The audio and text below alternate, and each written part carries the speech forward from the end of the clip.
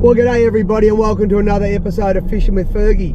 Today I've got a special guest. I've got my good mate Dean with us today. G'day Pete, how you going? Good, thanks Dean. For those that don't realise, Dean is actually the brains behind this show. He's the editor and producer of this show. Oh Pete, you give me too much credit, mate. I couldn't do the special things we're doing with this show without your expertise. But thank you for your kind words, mate. So Pete, what are we doing today? Mate, today we're going to go to Westernport, mate. We're going to go and chase some calamari. I've had a couple of cracking sessions in the last week. I have been told though the last couple of days are going a little bit quiet, Dean, but let's see if we can catch some calamari, mate. Pete, I reckon someone with your talent is going to show us exactly what we need to do to get calamari, and I'm really looking forward to spending some time with you on the boat. So let's get out there.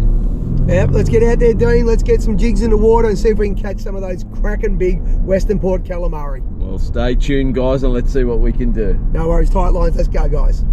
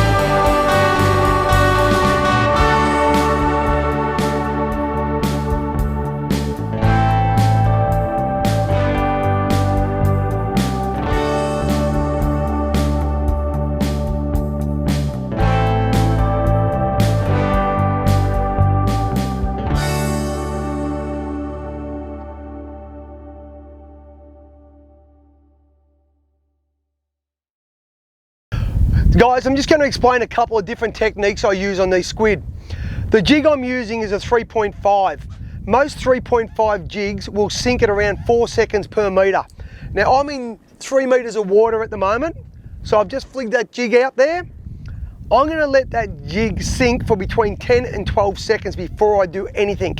That's going to allow it to sink down. If you're using like the little 2.5s, they're a bit slower. They're in that sort of 5 to 6 seconds per metre.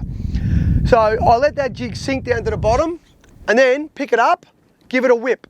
Just a little flick. You can be very erratic, you can be all over the place. Different techniques work on different days. I simply are giving that jig a couple of flicks so that it's darting and then sinking back down. Make sure you give it plenty of sink time. And I'll do that all the way back to the boat. Give it a flick up, let it sink for 3 or 4 seconds, then do the same again. The other technique that works quite well is a rip and stop, I call it. And it works very well when the squid are a bit finicky. And with that, I literally crank flat out, like you were spinning for salmon, then stop for a few seconds. Give it a flick, a wind again, and wait. I'll do all that all the way back to the boat. Make sure you look behind your jig before you lift it out of the water, because quite often, big old Mr. Squid's chased you to the boat, and that's when all you do is simply open your bail arm, let the jig drop down and you'll catch him. Those are 2 techniques, guys, that I use all the time, plus a couple drifting out the back. I hope that helps you guys catch more squid.